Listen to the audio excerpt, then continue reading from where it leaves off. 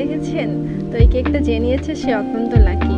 তো আপুটার ইচ্ছা ছিল যে হচ্ছে কেকের ভিতরে কেক থাকবে না, কিন্তু এটা একটা ফেক কেক থাকবে আর টাকা থাকবে। তো ভিডিওতে তাই দেখানো হচ্ছে যে আসলে এরকম একটা কেক আমি ফার্স্ট টাইম করলাম। এর আগেও আমি ফেক কেক করেছি, কিন্তু ওগুলোর মধ্যে কোনো টাকা ছিল না, হয়তোবা চকলেট ছিল, নয়তোবা শুধু বক্স ছিল।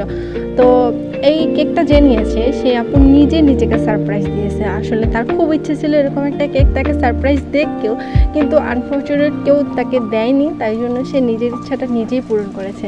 টাকাটাও তার, কেকটাও তার, এবং সে নিজে অর্ডার করেছিল। তো আমার ভালো লাগছে, একটু কষ্ট লাগছে যে তার যদি একটা সারপ্রাইজ দেওয়ার মানুষ থাকতো। তো সবার কপালে তো সবটা থাকে না, আপুটার কপালেও হয়তো নাই। তো যাই হোক, আপুর জন্য অনেক দোয়া। আপুর জন্য আমি এরকম একটা কেক করতে পেরেছি। তো কেকটা আমি খুবই সিম্পলভাবে দেখানোর চেষ্টা করেছি। আপনাদের কাছে কেমন লেগেছে জানাবেন। আর এরকম ফেক কেক কার